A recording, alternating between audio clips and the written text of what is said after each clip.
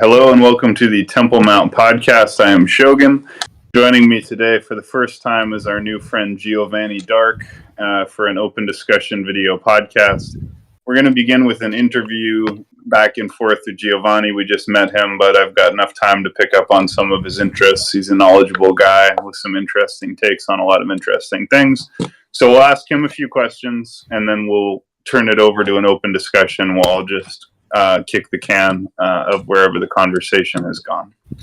So we figured out so far that Giovanni, well, first of all, welcome to the server, Giovanni, and thank you for joining the podcast. How are you, my friend? Wonderful. I am honored to be a guest. I'd like to thank Shiogorath for inviting me, and I am pleasantly surprised. I didn't expect to find myself in the presence of so many gentlemen interested in so many different topics. Well, it's a pleasure. You know, when we here on the Temple Mount, the Roundtable community, we kind of know our own. So pretty often people come in and we're like, oh, good, someone found the place that we hang out, right? So you are one of our people, and therefore we can get into what we do, which is have these conversations. So we figured out already that within the World of Darkness setting and the Mage, the Ascension setting, you seem to fall under the heading of what is called the Sons of Ether, whereas I fall under the Celestial Chorus. And I think this is a good place to start. So just start by defining for us the Ether. We'll just begin there. If someone's never heard of the Ether before, they didn't know it was a real thing, what would you define the Ether as an opening point? Well, the first thing that one has to understand is what was the ether in memorial, and the ether, I would say, today is better understood as a medium, so to say, but there's more than one singular interpretation of the ether as we know it. Now, there are those whom perhaps in England would pronounce it as aether, but that's more of a linguistical difference. However, the ether is not a new concept. The ether is something that has existed in conceptualized understanding for thousands, literally thousands and thousands and thousands of years of human existence. Our ancestors, even Plato and Socrates, Plotinus, Iamblichus, and many, many others of the ancient world all believed in it. It's more than a simple phrase. But the reason why we have more than one interpretation of it is because obviously it's taken a great deal of time for us to scientifically be able to examine aspects of it that have only recently become available to us. But if I were to define what the ether is for me personally and how it differs from perhaps others might view it, there are those who would say that the ether was a perceived medium that has, in their mind anyway, been disproven. Whereas I would say the ether as I see it is an immaterial, that is to say, lacks a physicality, an immaterial essence or esse that flows and ebbs and is in constant motion, so to say, not simply throughout one place or another, but throughout the whole of the universe as we know it. It is the very life force, so to say, or the essence responsible for all that there is in this universe, and that ultimately it not only gives birth through its functions to our three-dimensional space that we live within, but also the various field phenomena that we observe around us. Light, illumination, obviously one and the same, or electricity, gravity, magnetism. All of these aspects are simply the ether expressing itself in a myriad of different forms. But ultimately, one has to recognize that it's become somewhat of a negative word in the realm of science. So if I am not naturally scientifically minded. I'm a social scientist by orientation, so I kind of have to symbologize these things. I don't understand them in the same way that certain people do. But would it be correct to say that the ether is the substratum or the common ground of all other phenomenon? In other words, other phenomenon such as matter or force or energy are actually occurring within the substratum of ether. In other words, just like a painter could paint on a canvas, all the paintings have in common the canvas, no matter what color, what shape. Everything can only even be happening because ether is there as a basic ground layer. Correct. You not only hit the nail right on the head, that's actually the exact example that I used last night when someone asked me prior, what is the ether? And the simple answer that I gave them was, or specifically I was talking about counter space, which is an aspect of the ether. They asked me, what is counter space? And I can go into that later, but the example I actually gave to them was, if you think of our space, what you see in front of us, ourselves, our physical bodies, being able to move forward, backward, left, right, and so on, and the various items in front of us, our three-dimensional space is the paint, but the canvas in which the paint necessitates its own existence is counter space, and it is from counter space, as some scientists refer to it, that the ether truly resides, so to say. It reminds me of, in Taoism, there's a concept called like a Wu Wei or something, and it's kind of like yin yang, but it's like, for the manifestation to occur, there has to be this thing called the pregnant void, and the pregnant void is the substratum from which any expression of matter can come. Only from a pregnant void only from a pregnant zero can you get a one, right? It's like there's. You are correct, because the question has often been asked, did the chicken come before the egg? The man who taught me everything I knew had made the statement that obviously, logically, the egg must have come before the chicken, because if we examine a chicken, what is a chicken? A chicken is the end result of something. The chicken doesn't become the egg becomes the chicken.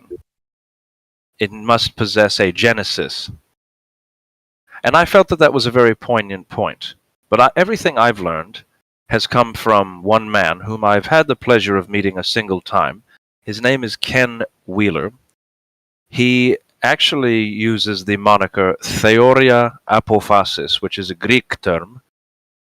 He has a YouTube channel, and as I've said, I've met him at least one time, which was an interesting experience. He wrote an interesting book called Uncovering the Missing Secrets of Magnetism, and I would encourage everyone to please give this book a chance, because much of what he has promoted and much of what he asserts, which is that the ether is real and that science has made a terrible mistake in denying it. And I can totally back Giovanni up, that guy who runs the Theoria Apophasis. Like, he is probably the most brilliant person I've ever listened to, who is like the most underrated and lesser known people that are putting out information based on ancient philosophers like you've probably barely even heard of. And their theories that they had thousands of years ago that have pretty much just been glossed over and completely like forgotten about in today's world. And now we live in this world dominated by science, but now science is making discoveries that are proving these philosophers from thousands of years right, because like the reality of it is we live in a giant energy hologram. Correct. When we look at the most fundamental basis of particles and like how we look at like Newtonian particle theory is all wrong. It's all just like garbage. We've never actually imaged these little like swirling electrons. The reality of the situation is what we have imaged is tiny little fields of resonance that operate on toroidal mechanics, which again, everything is toroidal in nature. So we have the whole idea that there is space and counter space. And space is basically the result of counter-spatial perturbations. So basically, it's like the space we experience is like the surface of a balloon, and counter space is what fills the balloon to give it shape. So all of that 99% empty space between particles is basically filled with counter space, or the aether, and it is the aether that is basically creating resonance patterns that are manifesting the hologram into a time-space environment. I could not have said it better myself. And that's the reality of what this is. As the illusion, even scientists now, for anybody who is relatively intelligent in that sense that they can understand these mechanics, without a doubt have proved that we live in an energy hologram, which back in the day, everybody would be like, you're nuts. We're going to put you in an asylum. But no, that's actually the truth of reality. And things like simulation theory and the idea that we are just a technology that is operated by non-corporeal beings to have unique experiences, which is things that ancient teachings from thousands of years ago, spiritual traditions were teaching people, is actually coming to be the truth of reality for those who have the capacity to understand it. You are correct, my friend. And I would like to expand upon your point by saying that I think for those at home who may be unfamiliar with this, we live in a current state of time where science is having difficulty facing the breaking of its own paradigms that it has held on to roughly for the last 100 years. But because of these paradigms and these dogmas that have so horribly cemented the scientific community in all its forms, or what we would call prevailing theory, it has frustrated them in their inability to explain a great multitude of phenomena that we observe around us in the natural world. I just wanted to put a footnote. One or both of you guys should remind me of the individual you were both speaking of with high regard, and we should do a series of listen together events on the server where we just listen to some of their podcasts or their presentations. I'll shoot you a link to his YouTube channel. Just remind me later that we should put those on the bot and listen to them in the audiobook channel later on, and maybe do like follow-up discussions about it. Absolutely. Can you put in general chat, please? Yeah, I will. Mm-hmm.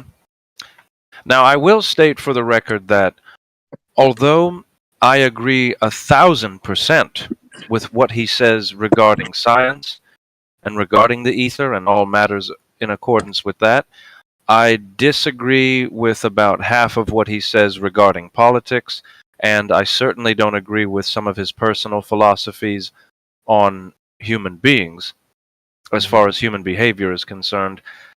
And there may be some personal habits of his that I can't respect as far as his character is concerned, but I'm willing to separate myself from those disagreements and say in my entirety that when it comes to the meat of the discussion, which is his work on the ether, it's undeniable to me, and it's powerful and meaningful to me to have been able to meet this man personally face to face and say to him from the depths of my soul, thank you for opening my eyes.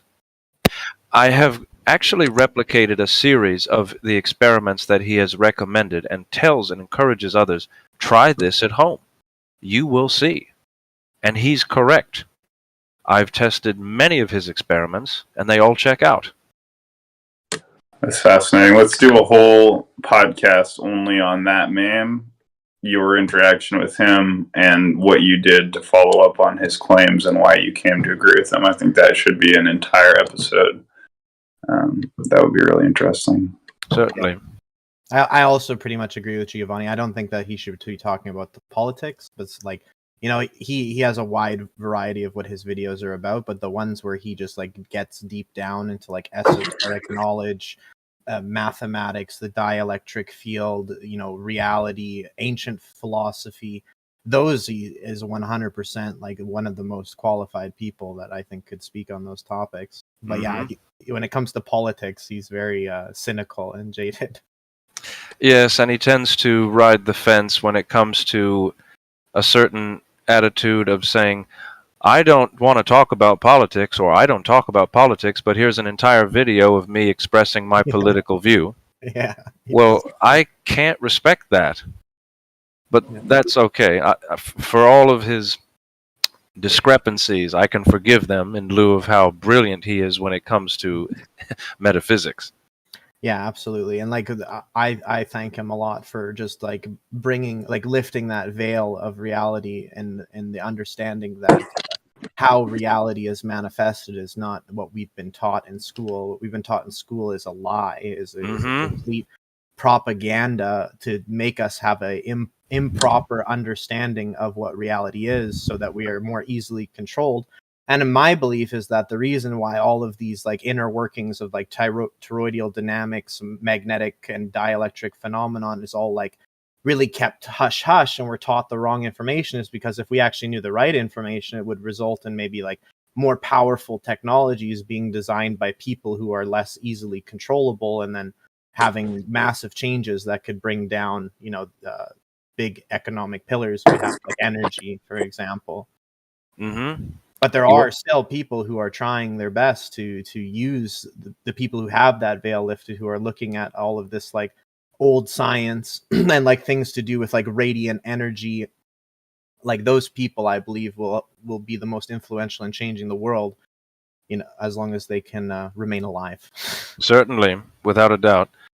And if I may, I would like to tell Shogun about what the paradigm is that we're facing, because certainly he's heard a great deal of what we believe, but I think it's also important for us to explain what we feel that those of us who understand these concepts are up against, and what the prevailing belief systems are that we stand in opposition of. Please. If you go back to the 1920s, you might remember the scientist C.P. Steinmetz. He is actually the inventor of the coaxial cable that we use in all of our modems today, and he's also considered largely one of the godfathers of electrical theory. He, as well as Maxwell, Heaviside, Tesla, and many, many others, including J.J. Thomson, were all deeply opposed to much of what is taught in current electrical theory. And that confuses people when they hear that the godfathers of electrical theory were opposed to certain concepts that we're taught today. Oh yes, absolutely. And we have in the 21st century a tendency for scientists in their own way, or so-called scientists, to take on an almost celebrity-esque persona and fling what we would call buzzwords or woo-woo words around, such as quantum. Yeah, Now, yes, certainly him among many. But what is quantum exactly? We hear quantum this and quantum that, or quantum entanglement, quantum. Well, the truth of the matter is, the word quantum barely means anything at all. It means almost nothing. The most it can mean at all is actually one thing: to count. Yeah. That's all. System of measurement is my understanding. Counting. Quantify is to count, and then system. It's counting system, basically. Absolutely. So if we go back to the 1920s, this was really when science was being hijacked. And that, I know that's a more inflammatory word, but there's no other word that I can possibly use in order to describe this. Because where does quantum come from? It comes from a scientific philosophy that, and I will say that this was actually the discussion we were going to have tomorrow, but I guess we're having it tonight. We have a lot to build on, my friend, so we might as well start laying the foundations now, and I can already tell we got a lot to talk about. Certainly. And I know that Crimson is already aware of some of this information, so he can support what I'm saying. But the truth of the matter is, back in the days of ancient Greece, you have a school of philosophy in science which is called Greek atomism. Atomism. Well, what is atomism? Atomism is actually a philosophical and scientific school of materialism or atheism. But the word atheism is tricky here because the ancient Greek word artheos does not hold the same connotation that we currently in the English-speaking world in the 20th century always affiliate with the word atheism. We tend to think of atheism today as meaning the denial of God, the deity, or the entity. But that's not actually what the original Greek artheos meant. The original Greek artheos actually means the denial of metaphysicality, meaning the denial that anything that lacks a physical footprint can possibly interact with our universe.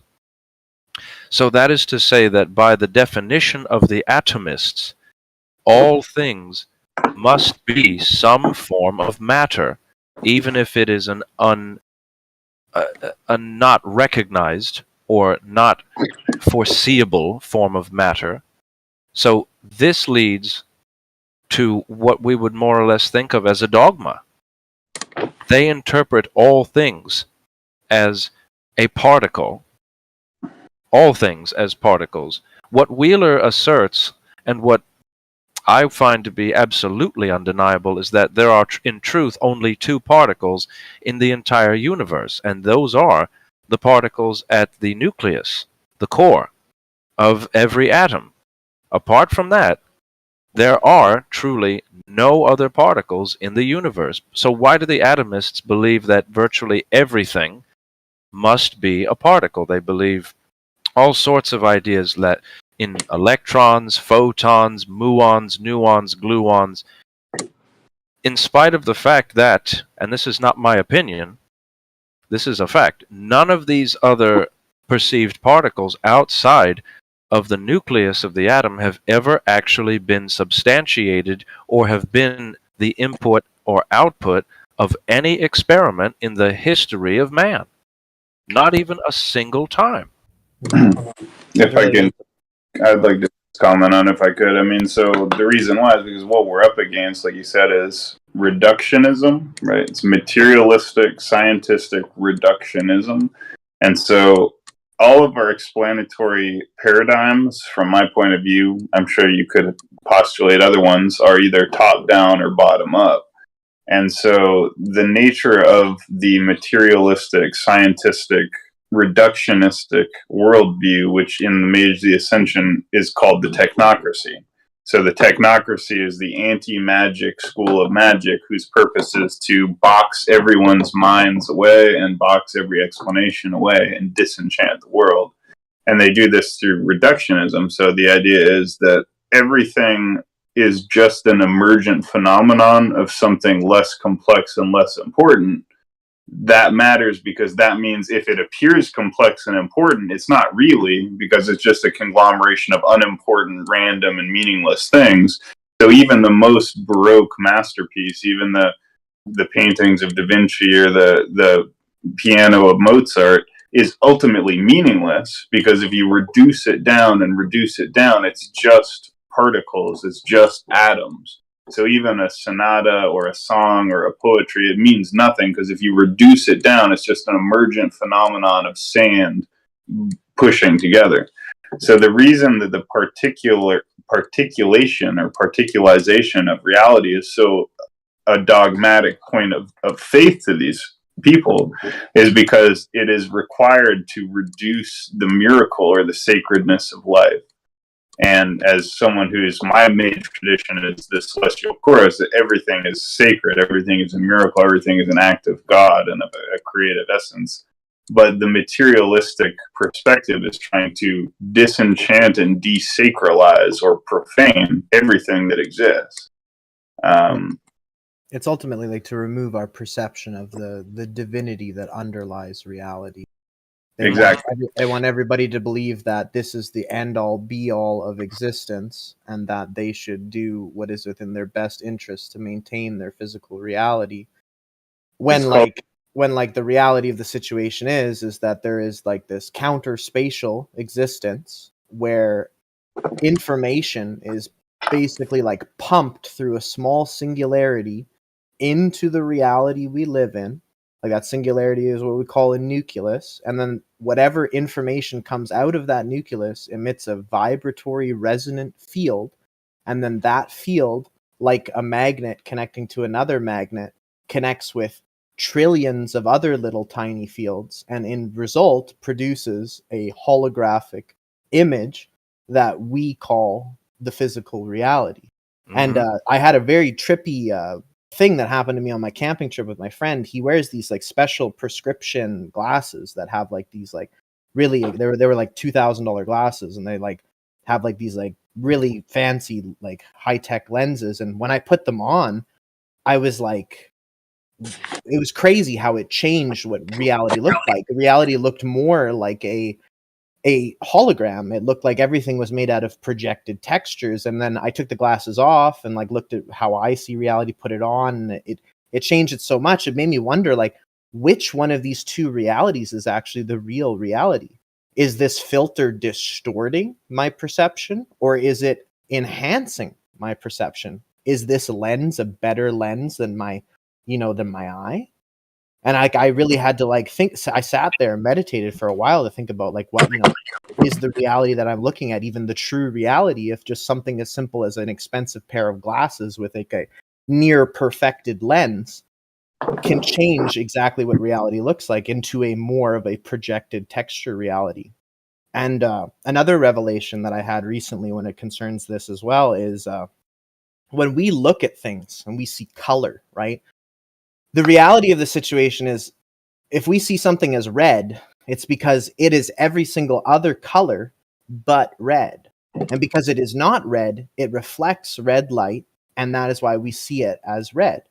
But if that is true, then that means that the truth of reality is actually a complete negative. Like when you look at like negatives of like Polaroids or like a camera pictures before they're actually made into color pictures, reality is actually in a negative, but something about the technology that is like our eyes and brain take that negative and make it into a full color perception. But if light works in the way that color reflects everything that it's not, that means that the reality of everything is that everything is actually a giant negative. And it's only the technology of our physical body that is making us translate that information into a color image. Man? You full of shit. Thanks, OpenEye. That's not particularly productive, OpenEye. Do you have anything productive to say? Or are we gonna... Well, but someone shut me off, and then I started talking. I didn't know y'all could hear me. I mean, he talks with all these big ass words, and you can't understand a goddamn thing. Okay, It doesn't mean shit. OpenEye. Here's OpenEye's making good points. He's making good points. Briefly going to point something out. I had OpenEye muted all night, right? And then I unmuted him. Was like, oh shit, OpenEye's unmuted. But that's what you gave us. So you kind of showed I was right to have you muted in the first place. Unfortunately, you're going to remain muted. But well, with that being said, what I did want to expand upon was less of a spiritual, but more of a scientific understanding. When we go to, and I think you'll understand this, I'm sure in your life, Shogun, you've seen people who latch onto a theory that hasn't been proven, and they maintain it as a gospel, almost as if it were something religious to them. Unfortunately, much of what has happened in the world of so-called science has occurred for these people. And I would like to start that discussion by saying that C.P. Steinmetz himself actually unfortunately, he had a nervous breakdown when the scientific world accepted Einstein's theory of general relativity. Something that Tesla himself was deeply and profoundly opposed to. He called Einstein a beggar dressed in the purple robes of an emperor, whom others take for a king, who dazzles and bewilders people with math, but that ultimately his theory of space as something that acted on something would be destined for oblivion. Yeah, Tesla called him a curly-haired crackpot. Fuzzy-haired crackpot. You're right. And let's start with a very simple concept. If you look at something as simple as the so-called scanning electron microscope today, what many people would find shocking, or those out there who would be scientifically conscientious or care about this sort of thing, may find it surprising that the concept of the electron, or that the idea of the electron as a so-called or alleged particle, has actually never been proven. Never. Not even a single time. Now, some might ask, well, why is this important? Why is it noteworthy? Well, because if we are dealing with a situation where we haven't even proven something to be as we believe it to be, then we can quantify all we want, but if we can't qualify, then we're still not fully understanding the process. But herein lies where you will have others, and I've had arguments with some, I jokingly call them religious extremists because it is a religion, even though many of them are devout atheists. They hate being called religious extremists, as I call them, and they say to me, "Oh, well, why does it matter? Why does it matter if we don't know what something is as long as we can count it?" Well, because that's not truth. That's not truth at all. But understand, they come from a scientific point of view that teaches them only through counting can man find truth.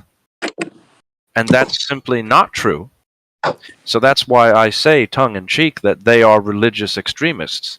They represent, that is to say, the TV scientists of today, like Bill Nye, the so-called science guy, or Neil deGrasse Tyson, Michio Kaku, or even the now deceased Stephen Hawking. Those men represent archbishops. They were archbishops and are archbishops of a religion. Absolutely.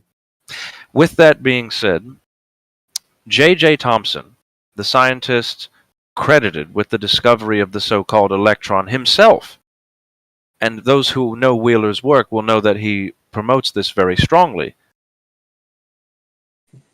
He himself, J.J. Thomson, did not even believe in the electron. He didn't believe in the idea that it even was a particle. He called it the smallest unit of dielectric induction. But that might seem very strange to others because most people are not familiar with what dielectric is. Or what induction is. Correct. However, I'm familiar with all of that. mhm. Actually, Well, so that's I good. know what you mean by dielectric. It's another word for insulator. Yes and no. You're on the right track, but there's another avenue to it. But regardless, what Wheeler is more or less promoting is that we as human beings, like the fish in the sea is always surrounded at all times by the water that surrounds him. He is never, if you can call fish he or she or whatever, is never mindful or never quite thinking about what it is that surrounds them, what that water is, and that we, as human beings, are also in a water, but it's not a physical water. It's an immaterial water, an electric water, so to say. That's where the phrase electric universe comes from. Like gas fish. Mm-hmm. But there is a little something called incommensurability, which we can discuss at a later date. Did you have anything you wanted to ask or address specifically, Shogun? I mean, there's so much. I mean, I'd like to do an ongoing series of discussions because there's a lot of different avenues to get into here. We could discuss Kirlian photography if you wish. Sure. Like I said, I don't think any of these are bad rabbit holes to go down. It's just we're in a warren of rabbit holes now. So which one looks? How many of you gentlemen are familiar with Kirlian photography? I am not. Okay, you'll like this one. Right, I am familiar with it. It's one thing I'm familiar with. I am. Kirlian photography is a very interesting form of metaphysical instrumentation. Now, there are those out there who would be inclined to say, well, it's not proof of anything. But I would argue, well, what is it proof of then?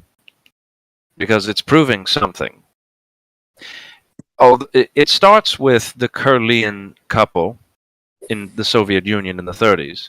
Although you could argue that it was actually accomplished in the United States 50 years before the Kirlians by Dr. Albert Abrams, or even Dr. George Starr White.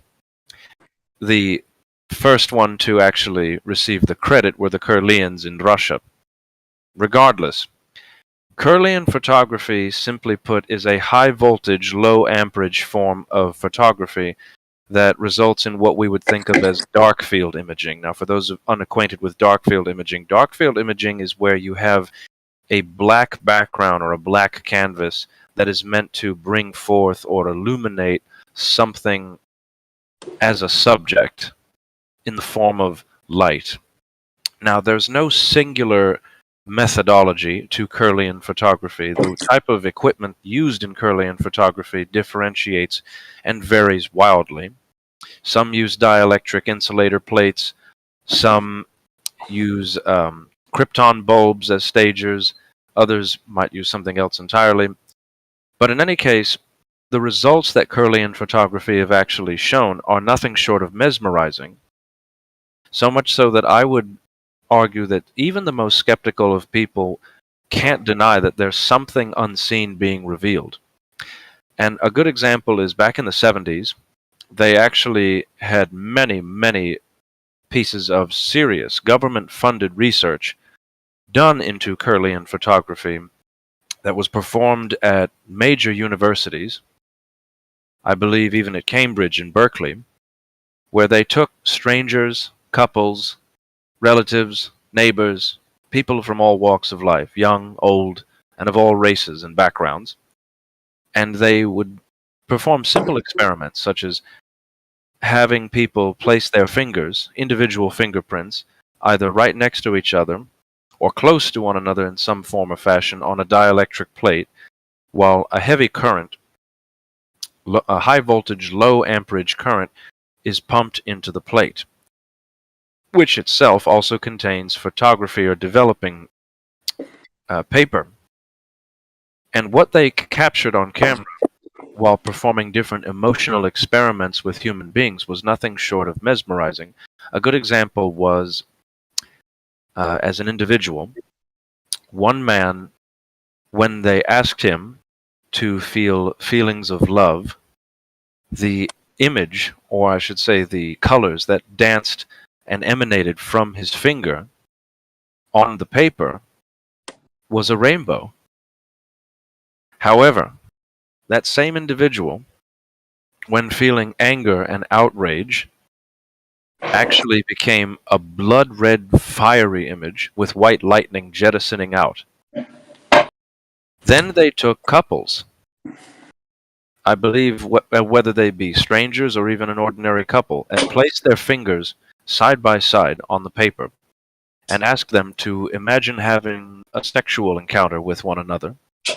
And what they saw in the auras of the fingers had been that the ordinary, simple, calm state auras, which is usually blue or white, transformed and not only changed to a fiery amber orange, but the auras themselves of the fingers merged and became one and danced and intermingled with one another. So we see here in this example that not only are the flesh of the fingers not touching, but the auras emanating from the fingers actually merged and became one during this encounter. And this is in addition to the change in color. So what we are seeing is something unseen that is emanating from the human being at all times. We interact with one another in a myriad of different ways with our individual fields. But the difference here lies in finding something even more unexplainable, such as the phantom leaf effect. This is where, and unfortunately, there are still people to this day who deny this and say, well, it's not real, it's not real, it's not real, or it's the result of gases escaping from the leaf. No.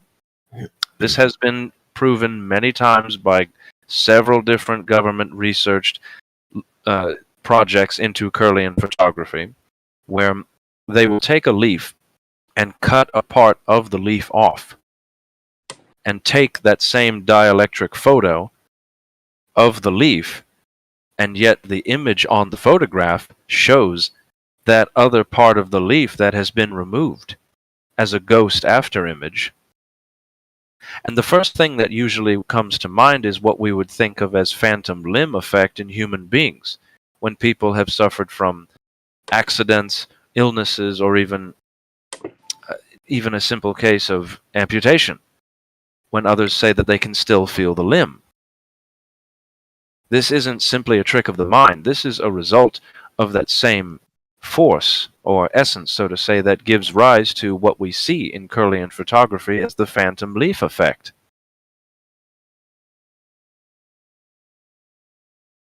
So if I were to just kind of bounce back on this, like my understanding of the Kirlian leaf effect and the Kirlian photography effect is it's energetic photography. So they're picking up on what we would call like chakra energy or bioenergetics.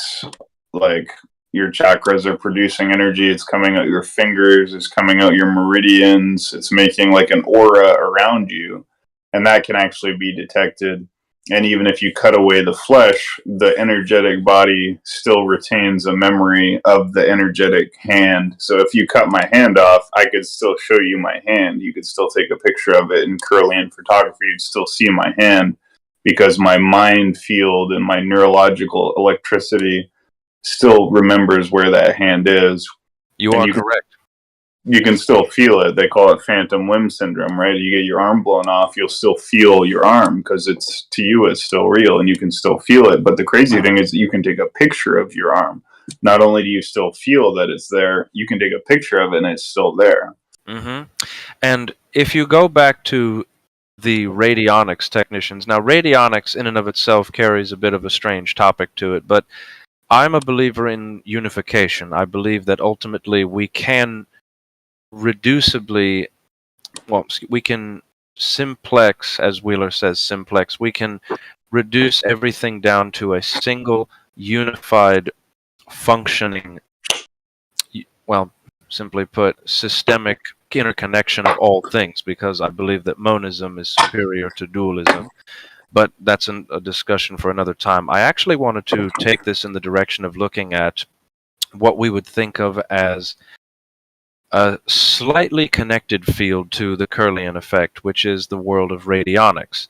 Or if those of you who are familiar with the scientist Eric Dollard, he himself was promoted as a believer in what is called psychotronics. Now, psychotronics is the idea that the human mind and the human aura, or the human spirit, if you choose to call it that, is actually able to interact with not only the physical world around us, but specifically with technology and certain forms of technology that might even be specifically tailored to interact with our spirits. If you can think of a machine that is actually designed to interact with the human spirit. And the most simple example that I can give on such an example would be the so-called random number generator and the experiments they've performed with human beings using their minds to persuade or to influence a machine to behave in a specific way. And what we see in the world of psychotronics is the emergence of a medical field subgroup within the psychotronic world in the late 19th century in America with George Starr White and with Dr. Albert Abrams. And I would like to, before I go on with that, I would like to make one specific statement about Dr. Abrams in particular. Although he is regarded today by much of modern medicine as a quack and a kook and a loon, it is worth noting that during his life, two celebrities actually credited him with genius, one of which was Upton Sinclair, the writer of The Jungle, the book The Jungle, which was influential in leading to the reforms in the meatpacking industry, as well as the British writer Llewellyn Powys.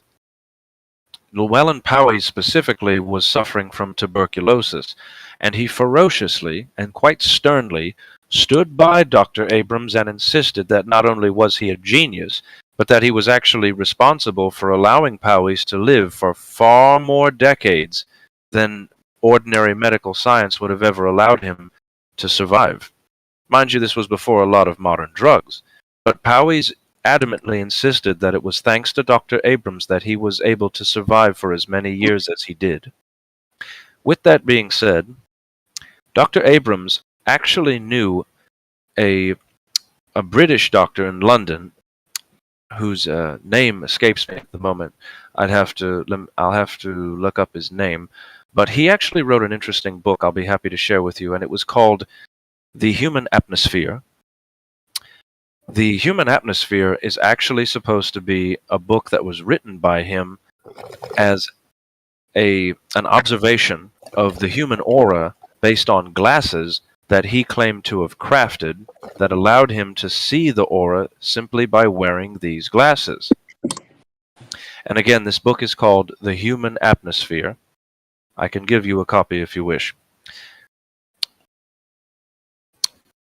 Yeah, I can totally see that as a possibility too. Like I was talking about my experience with my friends, like expensive prescription glasses. Like it completely changed my perception of reality. I don't see why there couldn't be other types of like glass or crystal like filters that we could use to alter our perception of what we're seeing in front of us. Totally sounds like plausible technology on every front. Mm-hmm. Precisely. And he crafted a dye, a blue dye, that is called diacyanin.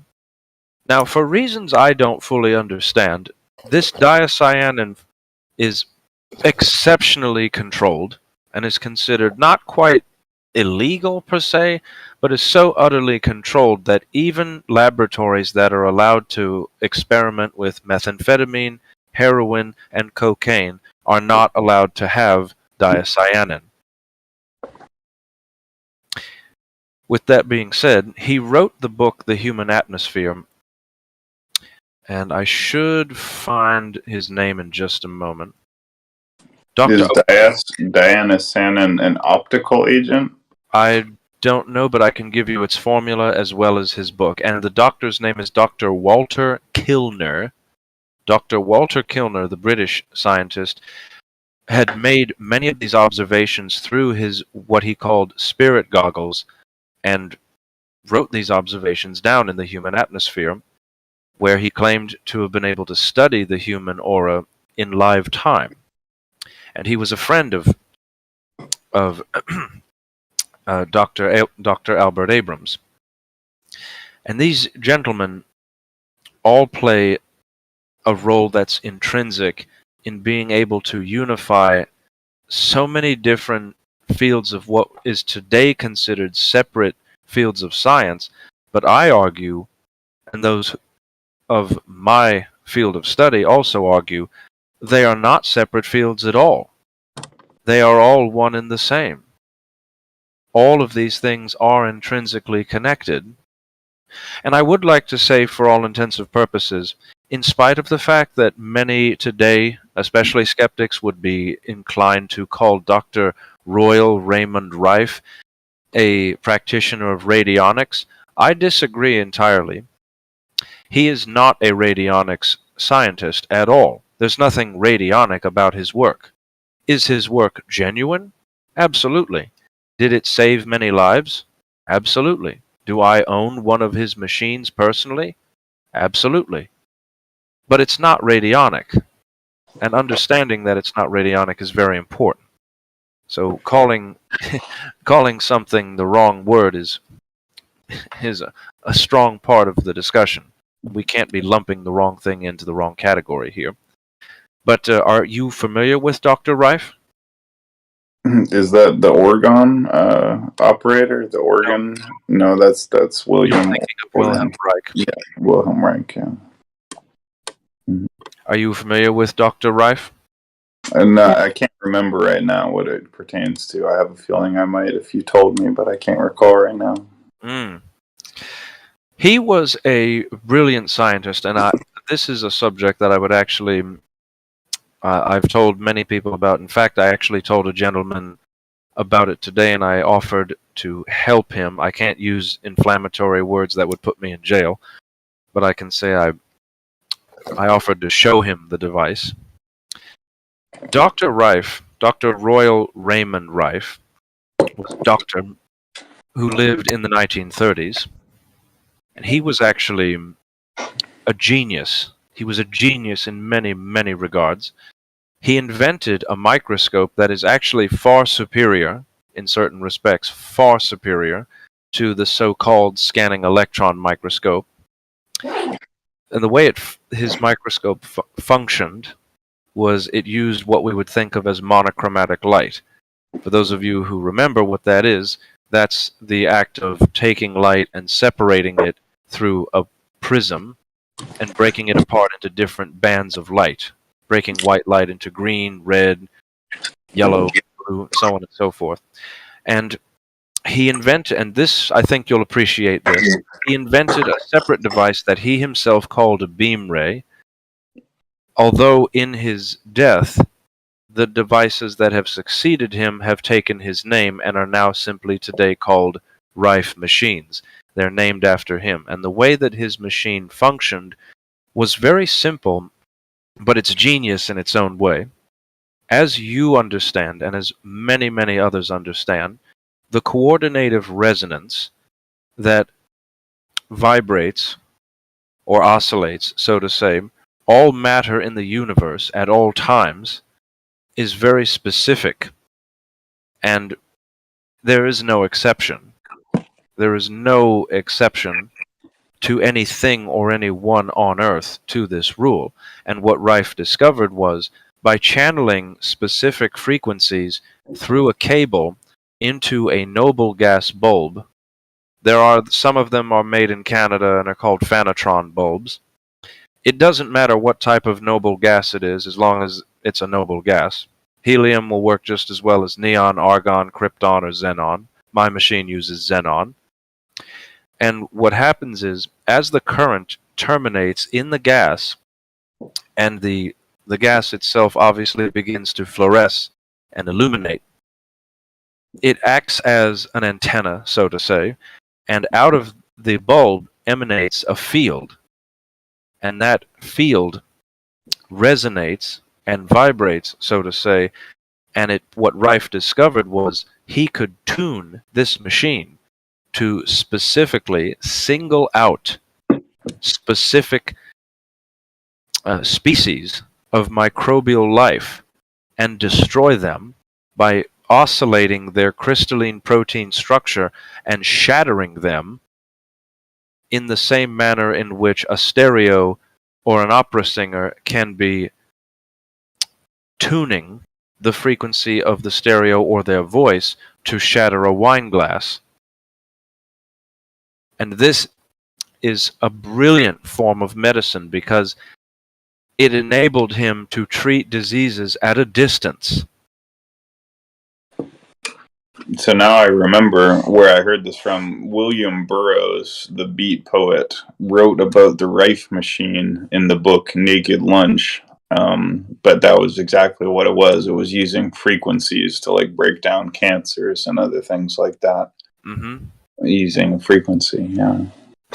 You may find it interesting, but Rife's discoveries in the world of cancer and understanding what cancer was actually completely breaks the paradigm of currently understood or lack of understanding regarding what cancer is,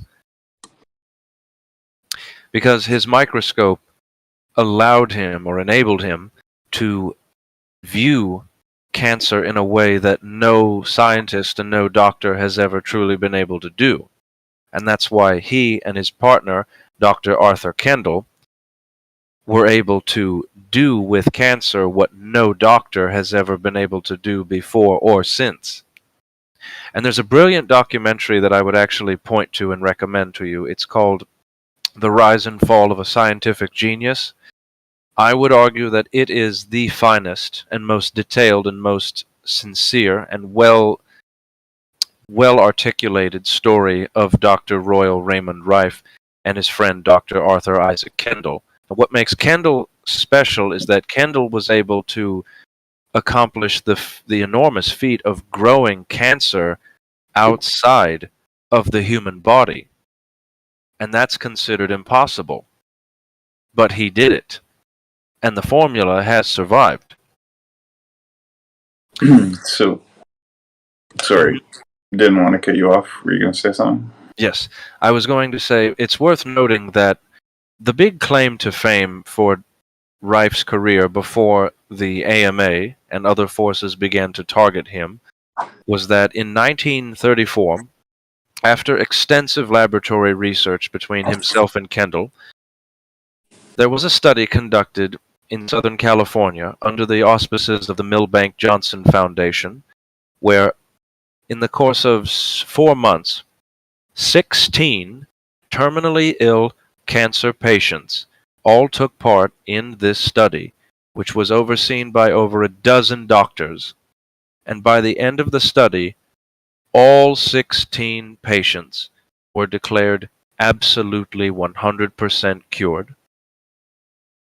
And that's not my feeling, my theory, my opinion, or my belief. That's undeniable. It's documented. Yeah, So, I believe there's a lot of medical resonance-based technology that's really probably going to be the absolute future of medicine. I think they're holding really back on that too, because obviously us being sick is better when we're profitable than everyone being healthy and living a long time. One thing that you guys were talking about earlier was like the whole phantom limb syndrome. I wanted to mention, like the New Age perspective and even like the Hindu Vedic perspective is that we have like a multi-layered body, and because we have a multi-layered body, like we have like an etheric body, an astral body, a physical body, a mental body, an emotional body, right? Like all of these are just one layer of this intelligent resonance field that like makes up the hologram that is our consciousness. And because of this whole layer body thing, like again, I can't really prove if these like futuristic technologies are real, but I do have a little bit of understanding on how they theoretically work. There's like these type of like holographic regeneration beds that they talk about that extraterrestrials have. And the idea behind it is because you have that layered body, the blueprint or the framework of that missing limb still exists. And then they can use like frequency and resonant based technology to basically send signals to your cells to begin like a regrowth kind of like program. Like, just as much as like if you cut certain lizards' tails off, they'll just regrow. They basically like use those genes to like stimulate the cells, and then they use the framework of like the energetic body that's underneath to basically like regrow physical body part.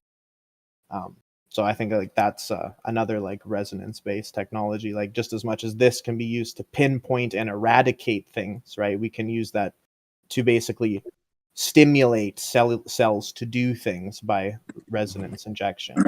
if I could just try to intuitively elaborate on what you're saying, if there is an energetic schematic or an energetic scaffold or an energetic blueprint for our bodies, then all we need to do is provide the right stem cells and the right nutrients and the right electrical impulses, and the body can rebuild itself.